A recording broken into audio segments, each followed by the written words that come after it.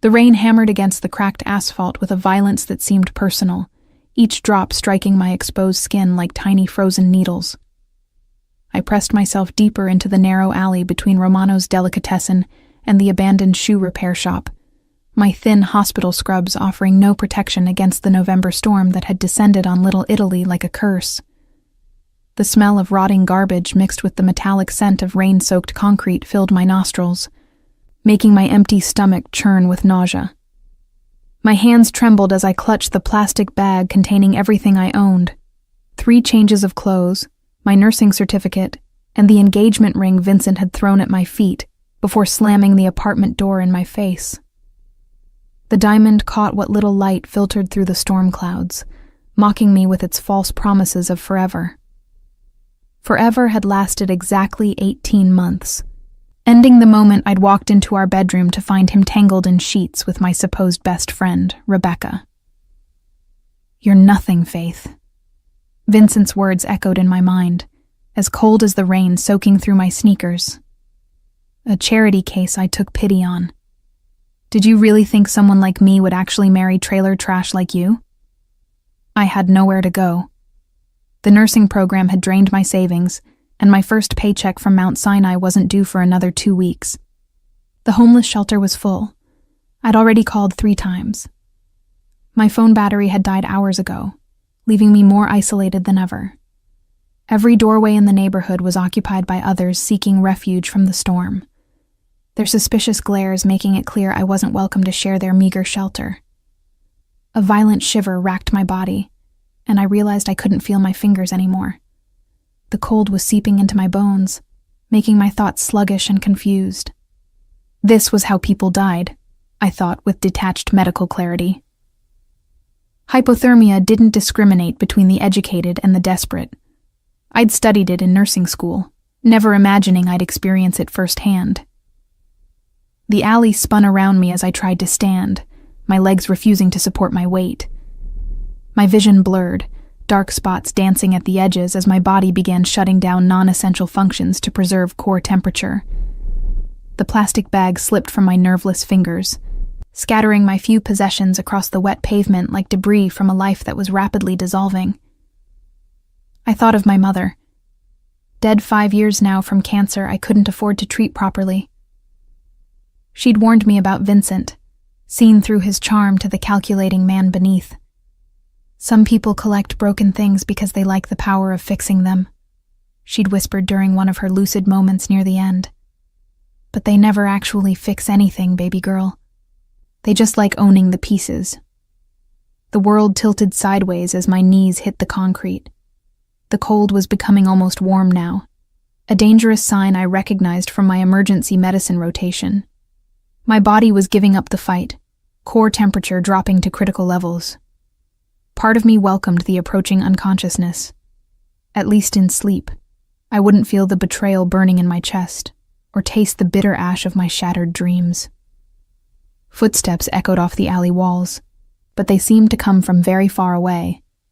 Voices spoke in hushed Italian, words I couldn't understand, but that carried an urgency that cut through my haze. Strong hands touched my shoulders, and I tried to recoil, but lacked the strength. A man's voice, deep and commanding, spoke in accented English that somehow made my name sound like a prayer. "Cristo, she's freezing to death. Get the car, now." I wanted to protest, to explain that I wasn't a drug addict or prostitute, just a nurse who'd made the mistake of trusting the wrong man. But my tongue felt thick and useless, my throat constricted with cold and unshed tears. Darkness was pulling me under like a warm blanket, promising escape from the pain and humiliation of this nightmare. The last thing I remembered was being lifted by arms that felt impossibly strong, carried against a chest that radiated heat through expensive wool. A cologne I'd never smelled before, sandalwood and something darker, dangerous, filled my senses as my head lolled against a shoulder that seemed to have been carved from marble. "You're safe now," the voice murmured, and despite everything my rational mind screamed about accepting help from strangers in dark alleys, I believed him. There was something in his tone, an absolute certainty that made me think this man had never spoken an empty promise in his life. The warm interior of a car enveloped me, leather seats soft against my frozen skin.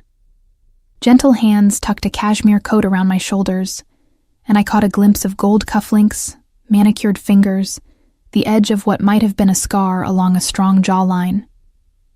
Important details my nursing training told me to catalog, but the information slipped away like water through my fingers as unconsciousness finally claimed me. When awareness crept back, it came in stages. First, warmth, blessed, encompassing heat that seemed to emanate from everywhere at once. Then softness beneath me, sheets with a thread count that had to cost more than my monthly rent. The scent of clean linen and that same masculine cologne lingered in the air, along with something else. Fresh flowers and the faint aroma of expensive coffee. I opened my eyes to find myself in a bedroom that belonged in a magazine. Cream-colored walls adorned with what looked like original artwork. Floor-to-ceiling windows draped in silk that filtered the morning sunlight into a golden glow. The bed I lay in was easily king-sized, piled with pillows and covered in a duvet so soft it felt like sleeping on a cloud. Panic struck me like a physical blow. Where was I? Who had brought me here? My nursing scrubs were gone, replaced by a silk nightgown I'd never seen before. Someone had undressed me, bathed me, put me to bed like a child.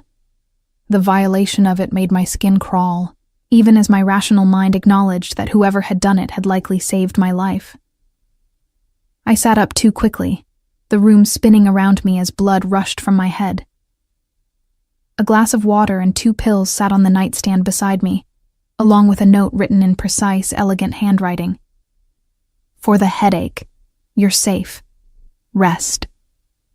The authoritative tone in those few words made something flutter in my chest. Not fear, but something more complicated. Attraction mixed with wariness, the primal female response to a predator who might choose to protect, rather than destroy. I'd felt it once before, years ago, when an attending physician had dressed down a resident who'd been harassing me. Power used on my behalf instead of against me was a foreign concept. My phone, somehow charged and functional, lay beside the note. The missed calls and texts from Vincent made my stomach clench. First angry demands to know where I was, then increasingly frantic apologies, as he realized I was truly gone. Rebecca had called too, her voicemails full of tearful excuses that meant nothing to me now. A soft knock at the door made me freeze. Miss Buchanan? The voice was female, heavily accented, warm but respectful. Mr. Moretti asked me to see if you needed anything. I have brought you some clothes. Mr. Moretti. The name meant nothing to me, but it sounded Italian, strong. Old world in a way that suggested tradition, family, honor. Very different from Vincent's new money desperation to prove himself worthy of acceptance in circles that would never truly embrace him. Come in, I called, wrapping the silk robe I found at the foot of the bed around myself. The woman who entered was perhaps 60, gray-haired and kindly, carrying an armful of clothes that looked expensive but appropriate. Not the sort of outfit a man with ill intentions would provide for his victim. I am Maria, she said with a smile that reached her eyes. I take care of the house. Mr. Moretti, he was very worried about you last night. Found you in the alley near his club, nearly frozen to death. Poor thing, what were you doing out in such weather?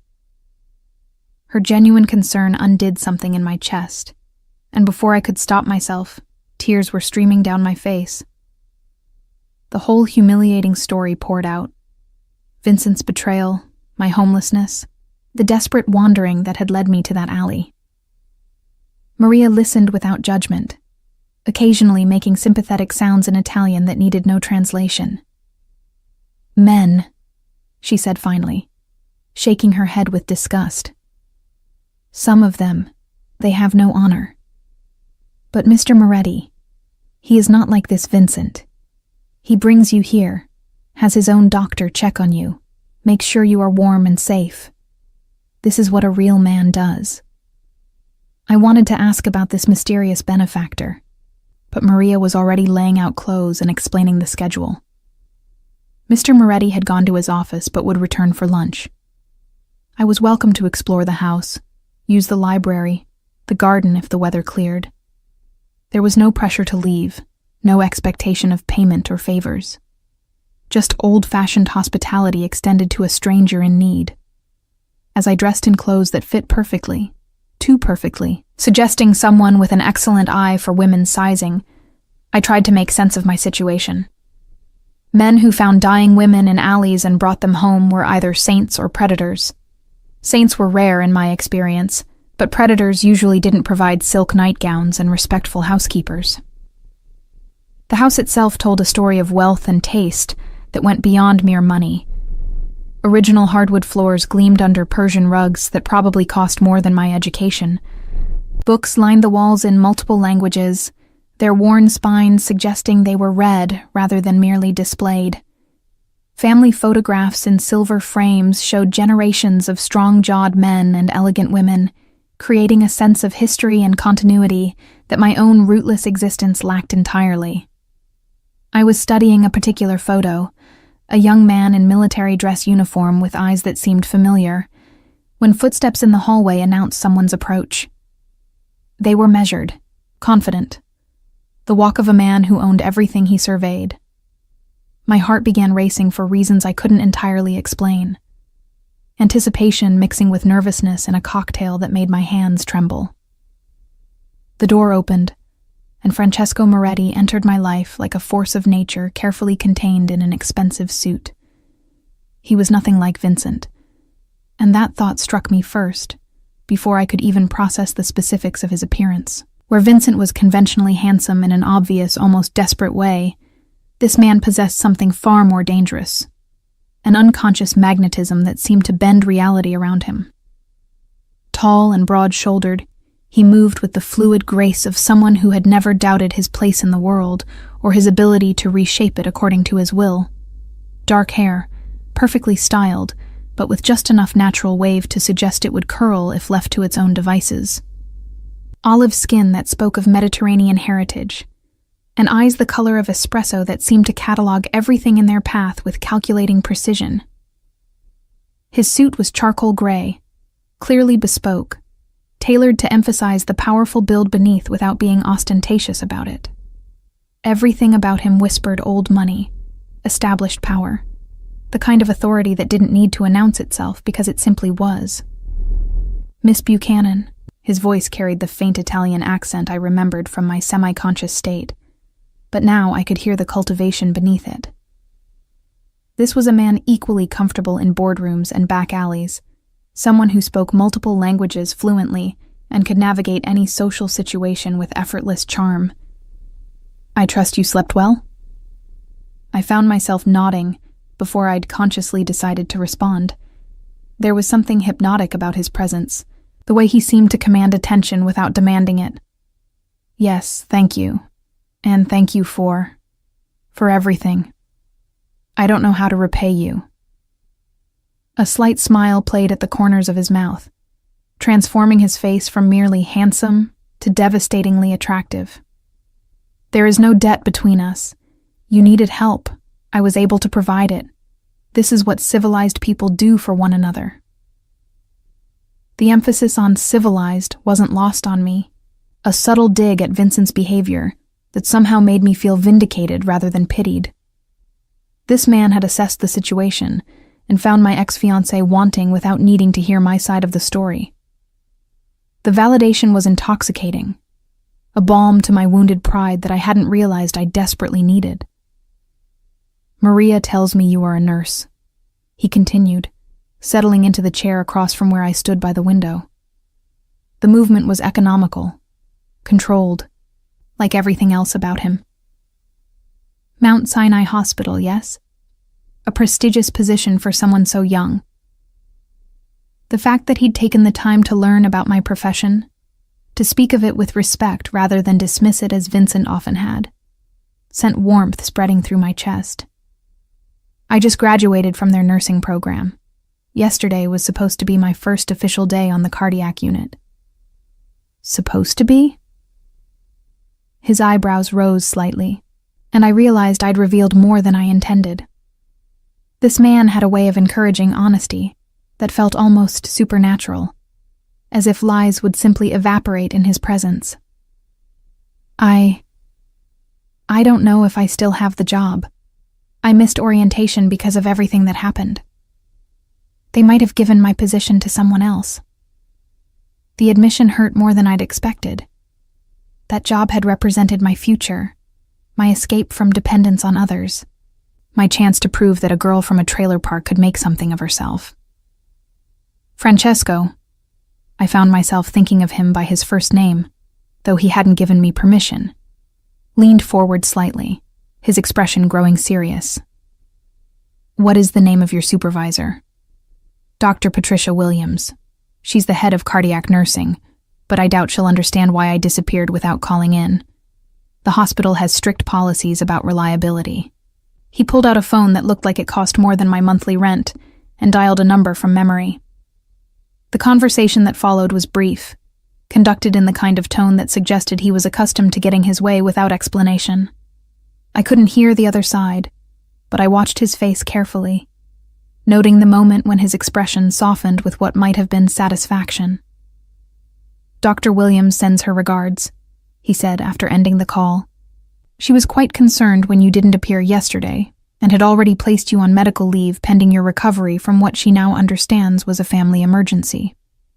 Your position will be held for as long as necessary. I stared at him, speechless. What did you tell her? The truth, in broad strokes.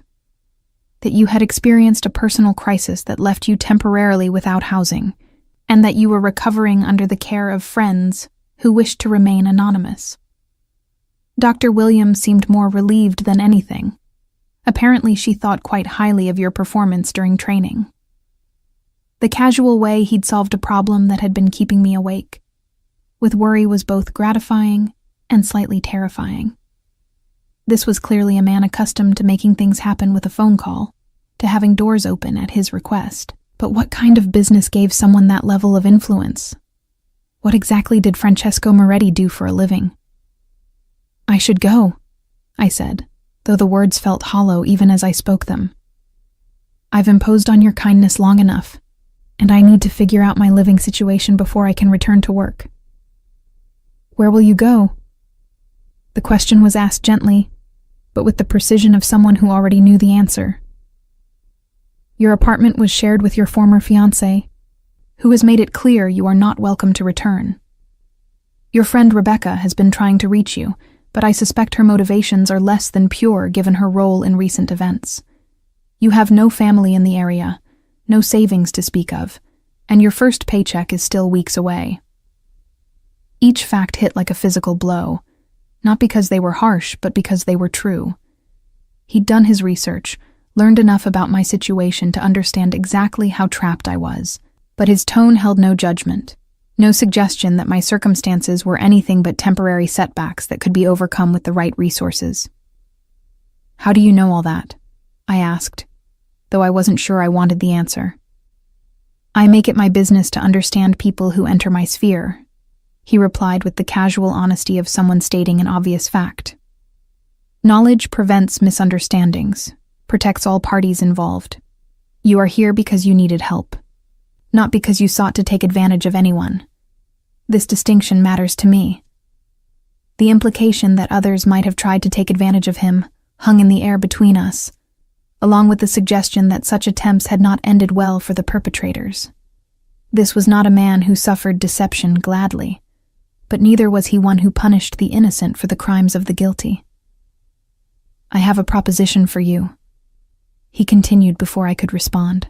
My mother has been unwell recently, nothing life-threatening, but her doctor has recommended she have nursing care available during her recovery. She is particular about who she allows into her personal space, but I believe you might suit her needs perfectly. The offer was elegant in its simplicity, a way for me to earn my keep while maintaining my dignity, to be useful rather than merely grateful. But it also meant staying in this house, in his orbit, subject to that penetrating gaze and the dangerous pull I felt whenever he was near. "What's wrong with your mother?" The nurse in me couldn't help asking, professional interest overriding personal caution. "She had a mild heart episode last month, what her cardiologist calls a warning shot. She's responding well to medication, but she needs monitoring. Someone to ensure she takes her pills, watches her diet, recognizes any concerning symptoms. The agency nurses they've sent have been inadequate." I could imagine. If Francesco commanded rooms simply by entering them, his mother was probably a force of nature who would intimidate anyone without the backbone to stand up to her. The challenge appealed to me more than it should have. I'd always gotten along well with difficult patients, finding that they respected honesty and competence over deference. What would the arrangement entail exactly? Room and board here, naturally. A salary commensurate with your hospital position, plus a bonus for the private nature of the work. Your own schedule as long as my mother's needs are met. And when you're ready to return to Mount Sinai, glowing references that will open any door you might wish to walk through. It was too good to be true, which meant there had to be a catch. Men like Francesco Moretti didn't offer charity without expecting something in return, even if that something wasn't immediately apparent. But I was drowning in options, and he was offering me not just a life preserver, but a luxury yacht. "Can I meet her first? Your mother?" His smile broadened, the first genuinely warm expression I'd seen from him. "I would be disappointed if you hadn't asked. Professional curiosity is exactly what she needs. Someone who will treat her as a patient rather than tiptoeing around her because of who she is." Who she is. Another hint at the family's true status. Another piece of a puzzle I wasn't sure I wanted to solve. But curiosity had always been my weakness, and Francesco Moretti was the most intriguing mystery I'd ever encountered. The sound of a car in the driveway interrupted my thoughts, followed by voices speaking rapid Italian in what sounded like urgent tones. Francesco's expression shifted instantly, the charming host disappearing behind a mask of cold authority that transformed him into someone I didn't recognize. "Excuse me," he said, standing with fluid grace. "Business calls. Maria will show you to my mother's room when you're ready. Take your time deciding. The offer stands regardless of your answer." But as he moved toward the door, I caught sight of something that made my blood run cold. The edge of a shoulder holster beneath his perfectly tailored jacket, the unmistakable outline of a weapon that spoke of a world far more dangerous than I'd imagined. What exactly had I stumbled into? The walk to Francesca Moretti's room felt like a journey into the heart of a mystery I was increasingly certain I shouldn't want to solve. Maria led me through hallways lined with photographs that told the story of a family steeped in tradition and power. Men in expensive suits shaking hands with politicians I recognized, women dripping with jewels at charity galas, children posed formally in settings that spoke of generational wealth. But it was the older photographs that gave me pause. Black and white images from what looked like the 1940s and 50s, showing men whose faces held the same aristocratic bone structure as Francesco's, but whose eyes carried a hardness that seemed almost predatory. These weren't businessmen in the conventional sense, I realized with growing unease. These were men who had built their empire through methods that didn't appear in annual reports or board meetings. "Mrs. Moretti, she's very excited to meet you," Maria said as we paused outside an ornate wooden door. "She has been asking about the beautiful nurse her son rescued from the storm. But you must understand, she is not used to strangers. Speak honestly with her. She respects courage above all else." The woman I found propped against silk pillows in a bed that could have belonged to European royalty was nothing like what I'd expected. Francesca Moretti was small and elegant, with silver hair styled in a way that suggested a standing appointment at the city's most exclusive salon. Her dark eyes, so much like her son's, assessed me with the sharp intelligence of someone who had spent decades reading people's intentions from their expressions. But there was a fragility to her that my trained eye immediately recognized. The slight blue tinge to her lips, the careful way she modulated her breathing, the pale translucence of skin that spoke of a cardiovascular system under strain. This was a woman whose body was betraying her, even as her mind remained razor-sharp. "So," she said in English only lightly touched by an Italian accent, "you are the little sparrow my Francesco found freezing in an alley. Sit down, child. Let me look at you properly." I took the chair beside her bed, meeting her direct gaze with what I hoped was professional composure. "Mrs. Moretti, your son has offered me a position caring for you during your recovery. Before I accept, I need to understand exactly what kind of care you require." A smile spread across her face, transforming it from merely elegant to genuinely beautiful. "Straight to business. Good. I detest people who waste time with false pleasantries when there is important work to be done." For the next hour, she submitted to the most thorough assessment I'd ever conducted outside a hospital setting. I checked her pulse, her blood pressure, listened to her heart and lungs, reviewed her medications and recent test results. What I found concerned me more than her casual dismissal of her condition suggested was warranted. "Your ejection fraction is 42%, I said, referring to the measurement of how well her heart was pumping blood. "That's classified as heart failure with reduced ejection fraction. You should be on a much more aggressive treatment protocol, and you definitely shouldn't be dismissing your symptoms as minor inconveniences." "Ah," she said with obvious satisfaction. "Francesco said you were sharp. Yes, my heart is failing. Slowly, but failing nonetheless. The doctors want to put me in the hospital, attach me to machines, treat me like an invalid. This I will not accept. But if you don't follow proper treatment protocols, you could have another episode. A worse one." I kept my voice professional, but I could feel my protective instincts engaging. This woman was needlessly risking her life out of what seemed like stubborn pride. "Child," she said gently, reaching out to pat my hand with fingers that trembled slightly. "I am 78 years old. I have buried a husband, 2 sons, and more friends than I care to count. I have seen empires rise and fall, watched this family survive enemies that would destroy us completely if they could. I will not spend whatever time I have left cowering in a sterile room, afraid of my own shadow." The mention of buried sons sent a chill down my spine. Francesco had brothers who were dead? How? When? The questions multiplied in my mind, but something in her expression warned me not to ask. "However," she continued, "I am not stupid. I understand that my condition requires monitoring, that certain precautions must be taken. If you are willing to provide that care while allowing me to maintain my dignity and independence, then we have an arrangement that serves us both." It was a reasonable compromise, and one that would challenge my skills in ways that appealed to my professional pride. But before I could answer, the sound of raised voices from downstairs interrupted our conversation, not Francesco's voice. He was too controlled for that kind of outburst. But several other men speaking in rapid Italian that sounded increasingly urgent. Francesca's expression shifted, becoming alert in a way that suggested she understood every word being said below us. "Maria," she called, and the housekeeper appeared so quickly she must have been listening at the door. A rapid exchange in Italian followed, during which Maria's face grew pale with concern. "What's happening?" I asked, the medical training in me responding to the obvious signs of distress in both women. "Business," Francesca said curtly, but I could see the worry in her eyes. "Nothing for you to concern yourself with."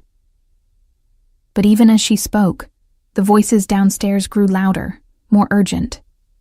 I caught fragments, numbers, names I didn't recognize, what sounded like locations being discussed with increasing desperation. And then, cutting through everything else, Francesco's voice raised in the kind of cold fury that made my blood freeze. "Get Dr. Martinez, now, and make sure the back entrance is secure. Dr. Martinez, not a hospital emergency room, not 911, but a private doctor who could be summoned without questions." My nursing instinct screamed warnings about what kind of medical emergency would require that level of secrecy, what kind of injuries couldn't be treated through normal channels. "I should go," I said, standing abruptly. "Whatever this is, you don't need a stranger witnessing it. Sit down." Francesca's voice carried such absolute authority that I found myself obeying before I'd consciously decided to. "If you are going to work for this family, you need to understand what that means, what we are." The footsteps on the stairs were heavy, urgent, accompanied by voices speaking in the kind of terse medical terminology I recognized from trauma situations. Someone was hurt, badly, and they were bringing him here instead of to a hospital, which meant either they couldn't risk the questions a hospital would ask, or they couldn't risk being away from whatever security this house provided.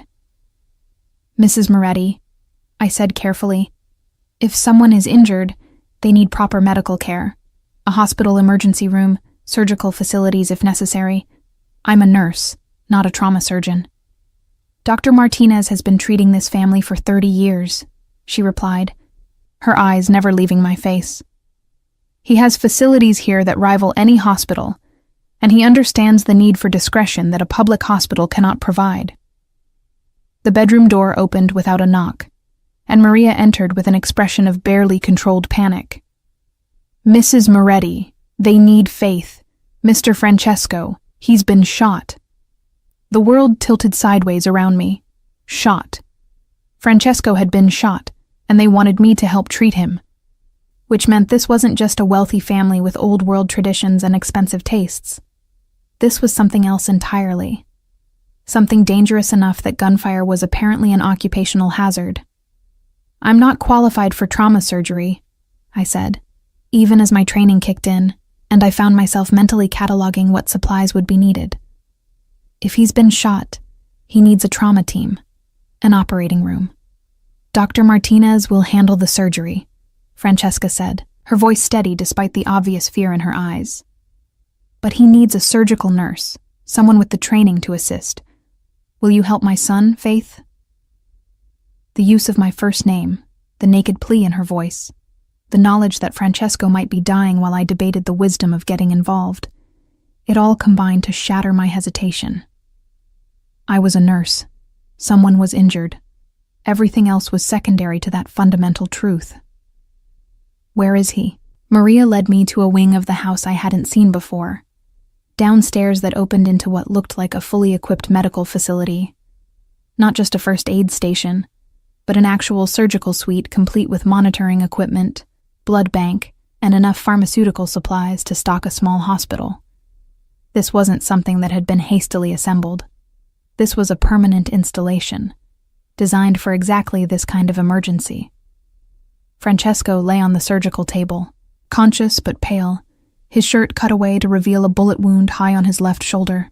Dr. Martinez, a distinguished man in his 60s, was already prepping for surgery while two other men, clearly bodyguards based on their obvious tension and the weapons I could see holstered beneath their jackets, stood watch.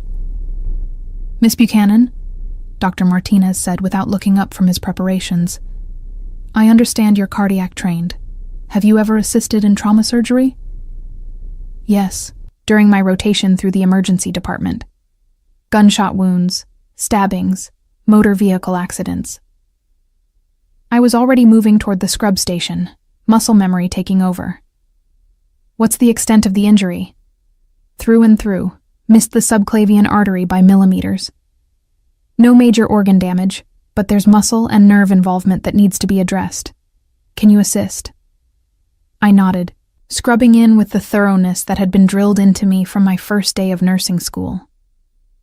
This was familiar territory, the clean sterility of medical emergency, where everything else fell away except the immediate need to preserve life. But as I took my position beside the table, Francesco's eyes found mine, and I saw something there that had nothing to do with pain or fear. Gratitude, yes, but also a possessive satisfaction that made my pulse quicken despite the circumstances. He was claiming me, I realized, binding me to him through this moment of vulnerability, this shared secret that would make me complicit in whatever world he inhabited. "Thank you," he said quietly, his voice rough with pain but steady with conviction. "I won't forget this." As Dr. Martinez made the first incision, and I fell into the familiar rhythm of surgical assistance, I wondered if I was saving Francesco Moretti's life or surrendering my own to something far more dangerous than I'd ever imagined. The surgery took 3 hours. 3 hours of precise movements in sterile silence, broken only by Dr. Martinez's quiet instructions and the steady beep of monitoring equipment that had become as familiar as my own heartbeat.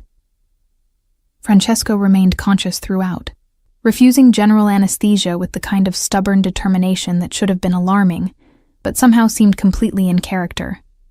I'd assisted in trauma surgeries before, but never under circumstances like these. Never in a private facility that existed in the shadows of legality. Never with armed guards standing watch at the doors. Never with the knowledge that reporting this incident could put me in danger that extended far beyond professional consequences. But as I worked, handing instruments to Dr. Martinez, monitoring Francesco's vital signs, managing the flow of the surgery with the competence that years of training had drilled into me, I felt something shifting inside me. Not just the adrenaline rush of medical emergency, but a deeper recognition that this was exactly where I belonged. Not the sterile, bureaucratic environment of the hospital, but here, in the heart of something real and immediate and vital. "Beautiful work," Dr. Martinez murmured as he completed the final sutures. "You have excellent hands, Miss Buchanan. Steady, intuitive. It's a gift not many possess." Francesco's eyes had never left my face during the procedure, watching me with an intensity that should have been uncomfortable, but instead felt oddly intimate. Even under the stress of surgery, even with pain medications affecting his system, his gaze held that same calculating assessment I'd noticed earlier. He was cataloging my reactions, my competence, my willingness to cross lines I hadn't even known existed. "The bullet missed everything vital," Dr. Martinez announced as he began cleaning the surgical site. "Full recovery expected, though the shoulder will need time to heal properly. No strenuous activity for at least 6 weeks, Francesco. I mean it this time." "This time?" I asked before I could stop myself. A slight smile curved Francesco's lips despite the obvious discomfort. This is not my first encounter with Dr. Martinez's surgical skills. Occupational hazard in my line of work. "What exactly is your line of work?" The question had been burning in my mind for hours, and the post-surgical intimacy of the moment made it feel safe to ask. The smile faded, replaced by something more serious. "Import and export. My family has been in business for 4 generations, moving goods between Europe and America. Not all of our competitors approve of our success." It was a careful answer, technically true, but deliberately incomplete. Import and export could mean anything, from legitimate luxury goods to things that required the kind of security I'd witnessed here. The casual reference to competitors who expressed their disapproval through gunfire told me everything I needed to know about the nature of those goods. "Faith," Francesco said, as Dr. Martinez finished his work and began packing his instruments. "I owe you a debt that cannot be repaid with money." "You don't owe me anything. I'm a nurse. Helping injured people is what I do." "Is it?" His eyes searched my face with uncomfortable perception. "Because what you did tonight goes far beyond professional obligation. You chose to help without knowing the circumstances, without asking questions that might have protected you from legal consequences. That kind of loyalty is rare." Loyalty. The word hung between us like a challenge, carrying implications I wasn't ready to examine. But he was right. I had made a choice, stepping into his world without understanding the full implications of that decision. And now, with his blood under my fingernails and his life in my debt, there was no going back to the innocent ignorance I'd possessed this morning. "Your mother is waiting to see you," I said, instead of responding to his implicit question. "She's been worried." In a moment. First, I need to know. Will you stay? Not just tonight, not just until I'm recovered, but permanently. My family has need of someone with your skills, someone we can trust completely. The offer was everything I'd dreamed of, and everything I'd been taught to fear. Financial security, professional respect, a place in a world where my skills would be valued beyond the bureaucratic limitations of hospital politics. But also complicity in activities that operated outside the law, loyalty to people whose business practices apparently included violence as a standard operating procedure. I need time to think, I said finally. Of course. But understand this. What you've seen tonight, what you've done, creates a bond between us that cannot be severed simply because you choose to walk away. You are part of this family now, whether you accept that formally or not. The possessive certainty in his voice should have terrified me. Instead, it sent a dangerous thrill through my chest, the primitive female response to a dominant male claiming territory. I was his now, according to some instinctive recognition that operated below conscious thought, and the part of me that had always craved security and protection responded to that claim with enthusiasm that horrified my rational mind. Dr. Martinez cleared his throat diplomatically. Francesco, you need rest. The anesthesia may be local, but your body has still been through significant trauma. Miss Buchanan, you handled yourself admirably tonight. If you're interested in private practice, I could use an assistant with your skills. Another offer. Another path into a world where normal rules didn't apply.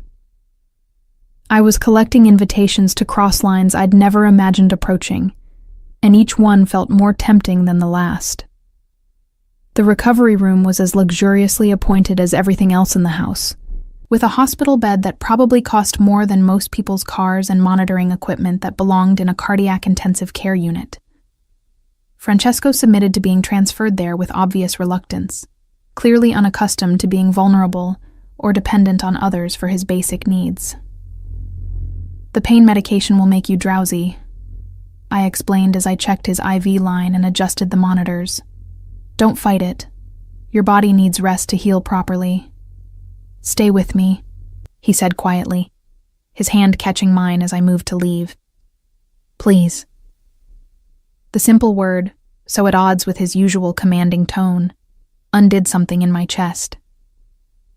This was Francesco Moretti stripped of his armor, reduced to basic human need for comfort and companionship. The man who could apparently summon doctors and solve problems with a phone call was asking me not to leave him alone with his pain. I pulled a chair beside his bed and settled in for what I knew would be a long night. Post-surgical patients needed monitoring, and despite Dr. Martinez's confidence, there were always risks of complications. But beyond professional obligation, I found myself reluctant to leave. Something about his presence felt addictive, like standing too close to a fire. Dangerous, but warming in ways I hadn't realized I needed. Tell me about your family, he said, as the pain medication began to take effect, his voice growing slightly slurred, but his eyes remaining alert. There's not much to tell. My mother died when I was 17. Cancer. We couldn't afford the best treatment. The old bitterness crept into my voice despite my efforts to remain neutral. And your father? Never knew him. Mom said he was married to someone else, couldn't risk his reputation by acknowledging us. I shrugged, pretending the abandonment didn't still sting. I grew up knowing that men with power protect their interests first, everyone else second. Francesco's expression darkened with something that might have been anger, though whether at my father's abandonment or my cynical assessment of powerful men, I couldn't tell. Not all men with power are cowards, Faith. Some of us understand that our strength means nothing if we don't use it to protect what matters. And what matters to you? His eyes found mine in the dim light of the recovery room, and the intensity there made my breath catch. Family, loyalty, honor, the knowledge that when someone depends on you, you don't let them down. The conviction in his voice was absolute. The code of someone who had built his identity around principles that might be old-fashioned, but were apparently unshakable. It was so different from Vincent's flexible morality, his willingness to adjust his values based on convenience and social pressure. "Your mother told me you lost brothers," I said softly. "I'm sorry." Pain flashed across his features, deeper than what the bullet wound could account for. Antonio was killed in a car accident 5 years ago. The brake lines had been cut. He paused, letting the implication sink in. Marco died defending a shipment that someone had leaked information about. They knew exactly when and where to hit us, because someone we trusted betrayed that information. Understanding dawned cold and clear. His brothers hadn't died in random accidents or conventional business disputes. They'd been murdered, targeted because of their family connections and business activities. Francesco wasn't just dealing with competitors. He was navigating a world where betrayal was fatal and trust was the most valuable currency. "That's why you investigate everyone who enters your sphere," I said. "Why you need to know everything about people before you let them close." "Exactly. My family has learned that carelessness costs lives. But you?" He reached out to touch my hand again, his fingers warm despite the IV fluids. "You had every opportunity to hurt me tonight. You could have made mistakes during surgery, could have contacted authorities, could have demanded payment for your silence. Instead, you saved my life and asked for nothing in return. I told you, I'm a nurse. It's what I do." "No," he said firmly. "It's who you are. There's a difference." The medication was winning the battle against his consciousness, his eyelids growing heavy despite his obvious desire to continue our conversation. I watched him fight sleep with the same determination he probably brought to everything else, unwilling to surrender control even to his body's basic needs. "Rest," I murmured, checking his pulse and noting the steady rhythm that indicated stable cardiovascular function. "I'll be right here." "Promise me," he whispered, already halfway to unconsciousness. "I promise."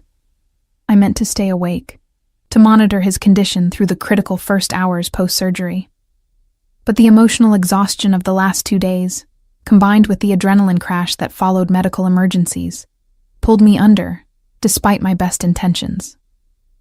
I dozed in the chair beside his bed, one hand resting lightly on his wrist to feel his pulse, ready to wake at the first sign of distress. Dawn was filtering through the windows when I startled awake to find Francesco watching me, his eyes clear and alert despite the early hour. The monitors showed stable vital signs, and the color had returned to his face, all positive indicators for his recovery. "How do you feel?" I asked, immediately shifting into professional mode. "Like I was shot," he said with dry humor, "but significantly better than I expected. Your care makes a difference, Faith." I blushed at the compliment, busying myself with checking his dressings and adjusting his medication drip. The wound looked clean, no signs of infection or unusual bleeding. Dr. Martinez had done excellent work, and Francesco's natural healing seemed to be proceeding normally. "I've been thinking about your offer," I said without looking at him. "About staying, working for your family permanently. And I need to understand exactly what that would mean. What kind of situations I might be asked to handle, what risks I'd be taking, what lines I'd be expected to cross." Francesco struggled to sit up straighter, wincing as the movement pulled at his stitches. "The truth is, Faith, that my business operates in areas where conventional medical care isn't always an option. Sometimes injuries occur that can't be explained to hospital staff without raising uncomfortable questions. Sometimes people need treatment who can't risk the scrutiny that comes with official medical records. People like you, people like me, yes, but also others who work for me, who depend on me for protection and support. Wives and children who get caught in crossfire intended for their husbands and fathers. Innocent people who end up in dangerous situations through no fault of their own." The picture he painted was more complex than simple criminal activity. This was a community, a network of families and relationships that operated according to their own rules because the official system couldn't or wouldn't protect them. It was vigilante justice and tribal loyalty, dangerous but also oddly noble in its willingness to take responsibility for its own. And in exchange? Security like you've never imagined. Financial compensation that would make your hospital salary look like pocket change. The knowledge that your skills are being used to save lives rather than being wasted on insurance paperwork and bureaucratic nonsense. A family that will protect you as fiercely as you protect us. The offer was everything Vincent had promised, but never delivered. Security, respect, belonging. But it came with a price that included secrecy, danger, and complicity in activities that existed outside legal boundaries. It meant choosing loyalty over law, family over society, personal relationships over abstract principles. "I need one more thing," I said finally. "Name it. Complete honesty.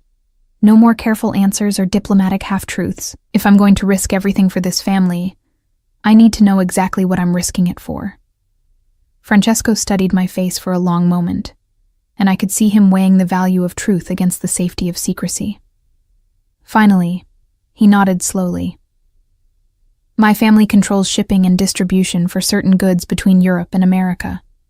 Some of those goods carry import taxes that we consider unreasonable. Some involve substances that the government has decided should be restricted, despite significant market demand.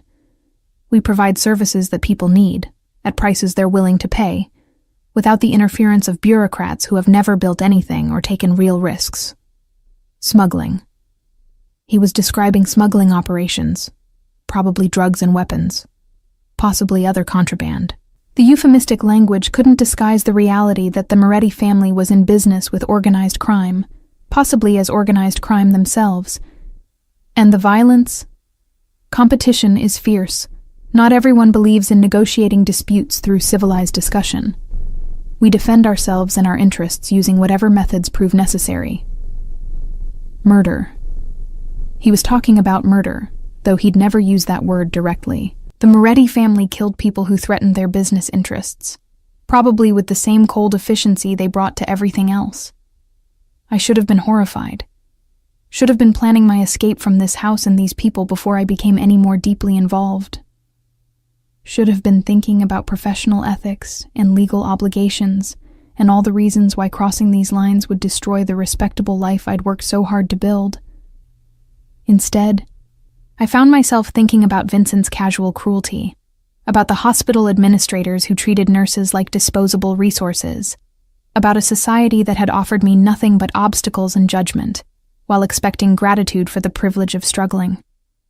Francesco was offering me a place in a world where competence was valued, where loyalty was rewarded, where my skills would be used to their fullest potential. "Okay," I said quietly. "Okay? I accept. All of it. The job, the risks, the family." I met his eyes directly, wanting him to see the determination in mine. "I'm in." The smile that spread across his face was nothing like the polite expressions I'd seen before. This was pure satisfaction, possessive triumph, the look of a man who had successfully claimed something he wanted. "Welcome to the family, Faith," he said, and I knew that everything I'd been before this moment had just become history. The next 2 weeks transformed my understanding of what family could mean, not the dysfunctional abandonment I'd grown up with, or the shallow performance Vincent had offered, but something deeper and more encompassing than I'd imagined possible. The Moretti house operated like a small city-state, with its own rules, traditions, and fierce loyalty that extended to everyone who lived within its walls.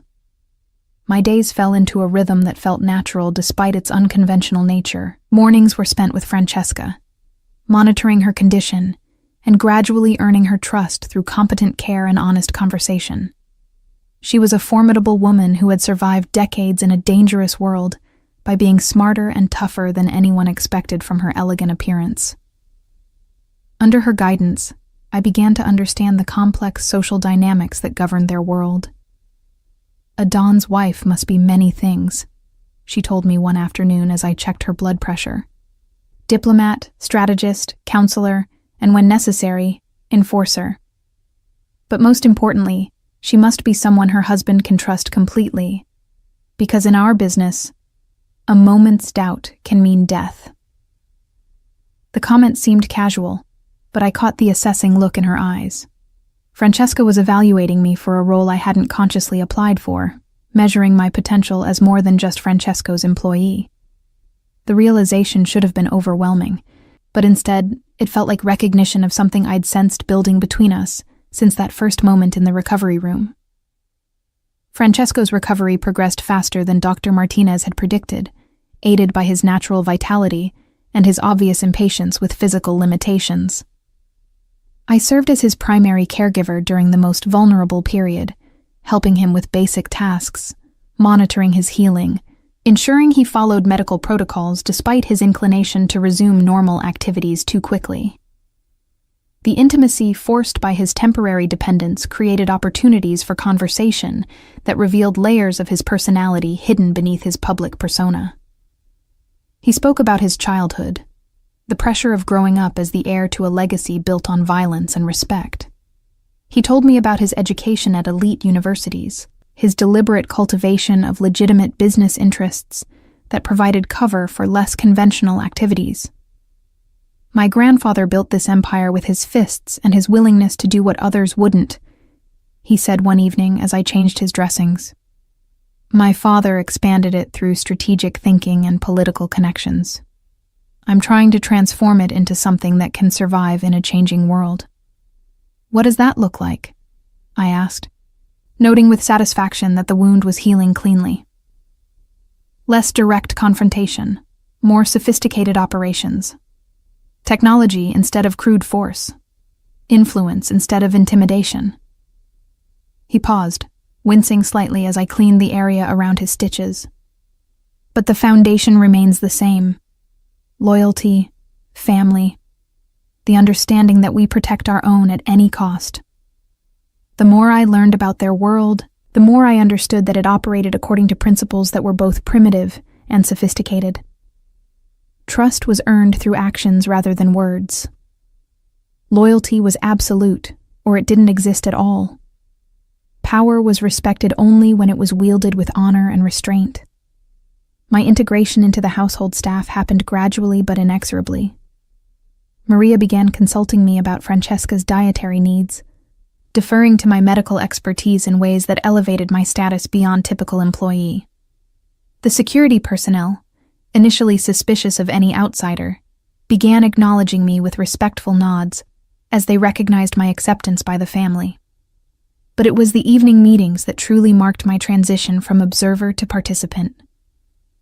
Francesco had resumed limited business activities, conducting essential meetings from his study rather than his usual office downtown. Initially, I was dismissed when visitors arrived, but gradually he began allowing me to remain, first as his nurse monitoring his condition, then simply as a trusted presence. "The Baltimore situation is escalating," reported a man I'd learned was Francesco's lieutenant, a compact individual with intelligent eyes and an aura of controlled violence. "They're pushing into territory that's been ours for 20 years. Response?" Francesco asked, his tone neutral, but his eyes sharp with interest. Traditional approach would be direct confrontation. Send a message they can't ignore. I watched Francesco consider this, noting the careful calculation behind his expression. This was life and death decision-making, the kind of moment where one choice could determine whether people lived or died, whether territory was held or lost, whether respect was maintained or undermined. "Not yet," he decided finally. "Reach out through intermediaries first. Make it clear that we're willing to negotiate boundaries, but also that we're prepared to defend what's ours if negotiation fails." The lieutenant nodded approvingly. "Diplomacy backed by strength. Your father would approve." These conversations revealed the sophisticated nature of Francesco's operations. This wasn't random violence or crude criminal activity, but strategic business management that happened to involve illegal goods and occasional bloodshed. The principles weren't so different from legitimate business: market control, competitive advantage, customer service. But the stakes were infinitely higher. My medical skills proved valuable beyond Francesco's personal care. Word spread through their network that the Moretti family had access to discreet medical treatment, and I found myself treating a variety of injuries and conditions that couldn't be addressed through conventional channels. Gunshot wounds that couldn't be explained to emergency room staff, knife injuries that would prompt uncomfortable police questions, drug overdoses that needed treatment without creating official records. Each case deepened my involvement in their world while proving my value to their operations. I developed protocols for emergency treatment, stockpiled medications and supplies, even began training some of the security personnel in basic first aid. Dr. Martinez visited regularly to consult on serious cases and gradually began treating me as a colleague rather than an assistant. "You have natural instincts for this work," he told me after we'd successfully treated a man who'd been beaten nearly to death by rivals. The ability to focus on immediate medical needs without being distracted by questions about how injuries occurred. It's a rare talent, but it was my growing relationship with Francesco that truly cemented my position in the family. What had begun as professional obligation evolved into something deeper and more complex as we spent hours together during his recovery. He was in fascinating contradiction. Ruthless in business but gentle with his mother, commanding with his subordinates but vulnerable in private moments, calculating in strategic decisions but surprisingly emotional when discussing family history. The first time he kissed me, it was supposed to be gratitude. I was adjusting his pillows, making sure he was comfortable for sleep, when he caught my hand and pulled me closer. The kiss was soft, tentative, a question rather than a demand. But the electricity that shot through me at the contact was anything but gentle, a recognition that had been building since the moment I'd first seen him bleeding on that surgical table. "I shouldn't," I whispered against his lips, even as I made no move to pull away. "Why not?" His voice was rough with desire and something deeper. "Because of professional ethics? Because you work for me? Because I'm not the kind of man you plan to fall in love with?" The word love hung between us like a challenge, premature but somehow inevitable. This wasn't the careful courtship I'd imagined for myself, the safe relationship with a respectable man who would offer conventional security. This was dangerous and consuming, and completely outside the boundaries of the life I'd planned. "Because once we cross this line, there's no going back," I said, acknowledging the truth we'd both been avoiding. "There's already no going back, Faith. Not for either of us. You're mine now, whether we admit it or not. The only question is whether we're going to fight what we both want, or embrace it."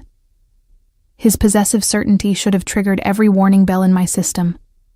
I'd spent my entire adult life struggling for independence, fighting to prove I didn't need anyone's protection or support. But with Francesco, that independence felt less like strength and more like stubborn isolation from the very connection I'd been craving without knowing it. I kissed him back, pouring weeks of suppressed attraction and growing emotional attachment into the contact.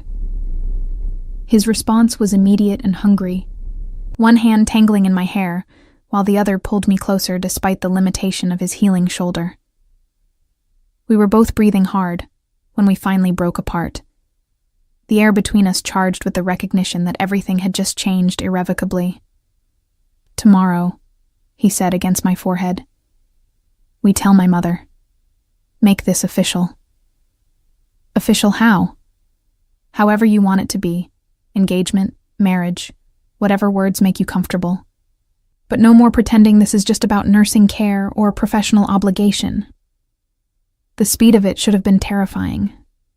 3 weeks ago, I'd been planning a conventional life with Vincent, following the safe path I'd mapped out for myself. Now I was contemplating marriage to a man whose business involved activities I couldn't discuss with outsiders, whose world operated according to rules I was still learning. But as I looked into Francesco's eyes, seeing the intensity of his commitment and the promise of a future unlike anything I'd dared imagine, I realized that safety had always been an illusion anyway. Vincent's betrayal had taught me that conventional morality was no guarantee of decent treatment, that respectability could coexist with casual cruelty. Francesco offered something different: honesty about his nature, transparency about the risks, complete commitment to protecting what he valued.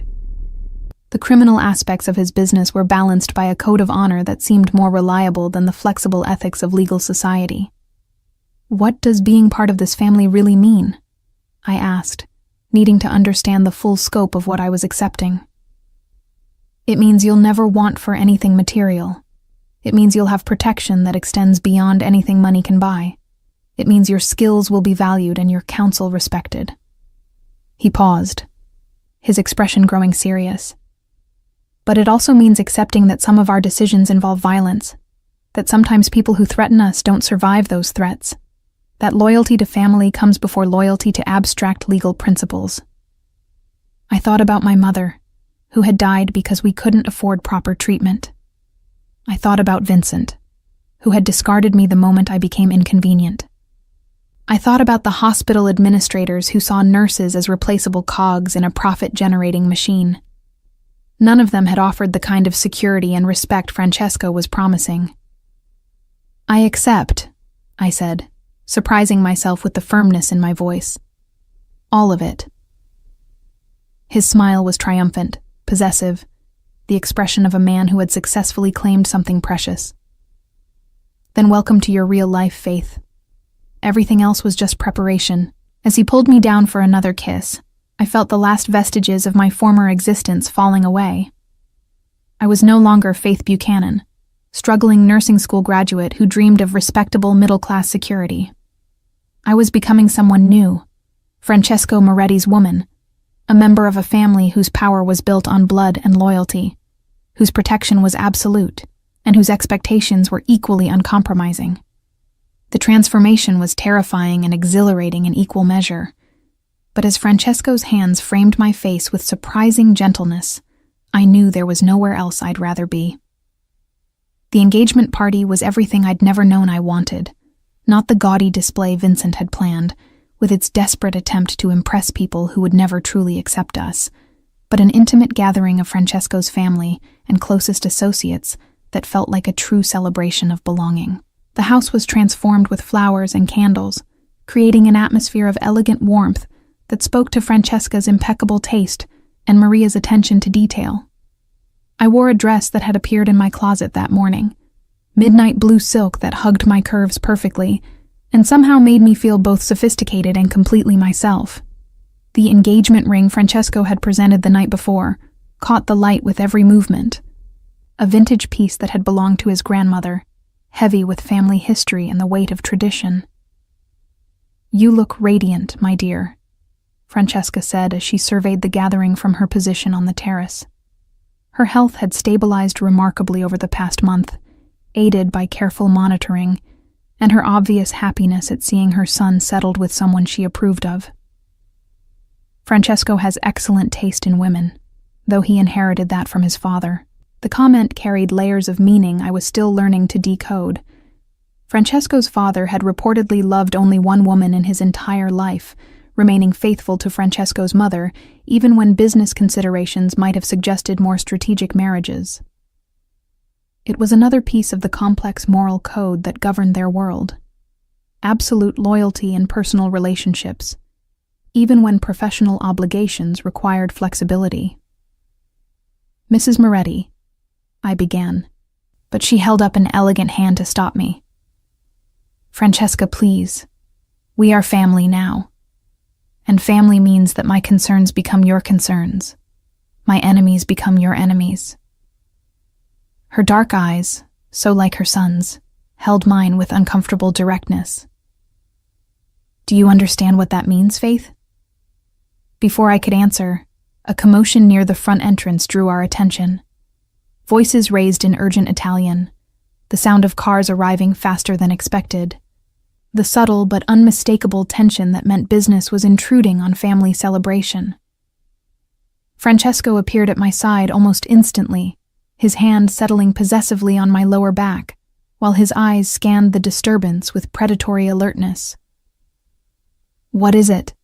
I asked, noting how quickly the relaxed atmosphere had shifted to something more dangerous. "Probably nothing," he replied, but I could feel the coiled tension in his muscles. "Excuse me for a moment." He moved toward the house with that fluid grace I'd come to associate with moments when he was shifting from elegant host to dangerous predator. The other men at the party, and I'd learned to recognize them all as soldiers in Francesco's organization, began positioning themselves with casual efficiency that spoke to years of practice dealing with unexpected situations. I was watching this carefully choreographed response when Maria appeared at my elbow, her face pale with concern. "Miss Faith, there are men at the front gate. They say they are police, but they are not wearing uniforms. They want to speak with you specifically." My blood ran cold. Police asking for me by name meant someone had connected me to the Moretti family, had somehow discovered my involvement in activities that couldn't bear official scrutiny. The surgery on Francesco, the various medical treatments I'd provided to people with suspicious injuries, my growing knowledge of family business, any of it could be enough to charge me as an accessory to serious crimes. "Did they show identification?" I asked, falling back on practical questions, while my mind raced through possibilities. "Mr. Francesco is handling it," Maria replied, which wasn't really an answer, but suggested the situation was being managed according to family protocols. Through the windows, I could see Francesco in heated discussion with several men in suits. Their body language was aggressive, confrontational, the posture of people accustomed to having their authority acknowledged without question. But Francesco's stance was equally unyielding, the immovable confidence of someone on his own territory dealing with unwelcome intruders. "Faith." The voice behind me was familiar in the worst possible way, carrying echoes of a life I'd thought was permanently behind me. I turned to find Vincent standing on the terrace, somehow having bypassed whatever security measures should have prevented his access to the party. He looked different, thinner, more desperate around the edges, his expensive suit unable to disguise the tension that radiated from every line of his body. But his eyes held the same calculating assessment that had once made me feel special and now made my skin crawl with recognition of the manipulation behind it. "Vincent." I kept my voice level, professional, though every instinct screamed at me to call for help. "How did you get in here?" "I'm a cop, Faith. Detective Vincent Morrison, NYPD Organized Crime Task Force." He displayed a badge with the same theatrical flourish he'd once used to present expensive gifts. "Turns out your new boyfriend has been under investigation for quite some time." The revelation hit like a physical blow, not because I hadn't suspected Francesco's criminal activities, but because Vincent's involvement added layers of complexity I hadn't anticipated. My ex-fiancé was a police officer, specifically one investigating organized crime. Our entire relationship had been built on his professional interest in getting close to people connected to the Moretti family. "You used me," I said, understanding flooding through me with sickening clarity. From the beginning, everything was about getting information. "I protected you," he corrected, his tone carrying that familiar condescension. "For 18 months, I kept you safe from knowing what kind of people you were getting involved with. But you couldn't leave well enough alone, could you? Had to go running to the first criminal who showed you attention. At least Francesco is honest about who he is." Vincent's laugh was ugly, full of contempt. "Honest? Faith, the man you're planning to marry has killed 12 people that we know of. He runs drugs, guns, stolen goods through half the East Coast. The money that bought that pretty dress you're wearing comes from misery and addiction and violence." Each accusation landed with the precision of someone who had spent considerable time building a case, but they bounced off the certainty I'd developed about Francesco's character. Yes, he was involved in illegal activities. Yes, violence was part of his world, but he'd also shown me more genuine care and protection in 6 weeks than Vincent had offered in 18 months of pretended devotion. "What do you want, Vincent?" "I want you to come home, back to your real life, away from these people before you get yourself killed." His voice softened into the persuasive tone I remembered from our early days together. I know you're confused, traumatized by everything that happened. Stockholm Syndrome is a real thing, Faith. You're identifying with your captors because they've shown you kindness after putting you in danger. Francesco didn't put me in danger. You did, when you threw me out in a storm to die in an alley. I was angry. I made a mistake.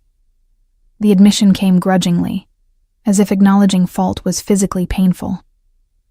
But I'm here now, offering you a chance to fix this before it's too late. Too late for what? The indictments are coming down next week. RICO charges, conspiracy, murder, racketeering. Everyone in this house is going to be arrested, and anyone connected to them becomes a target for rival families looking to fill the power vacuum. Vincent stepped closer, his voice dropping to urgent whisper. Work with us.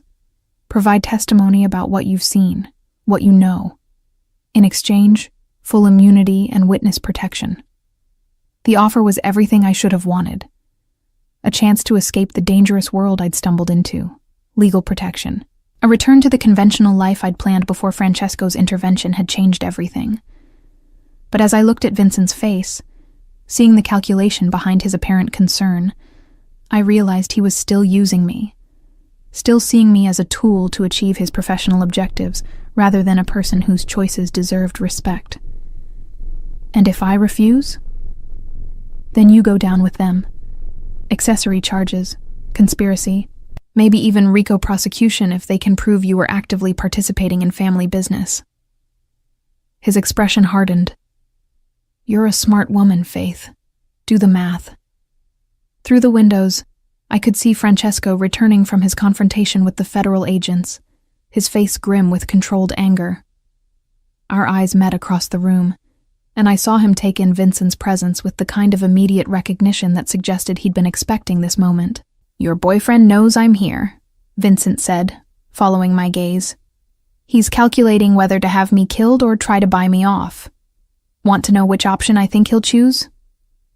He won't hurt a police officer at his own engagement party, I said with more confidence than I felt. Won't he? Faith, you have no idea what these people are capable of when they feel threatened. The only thing keeping me alive right now is that killing a cop brings heat even the Moretti family can't handle.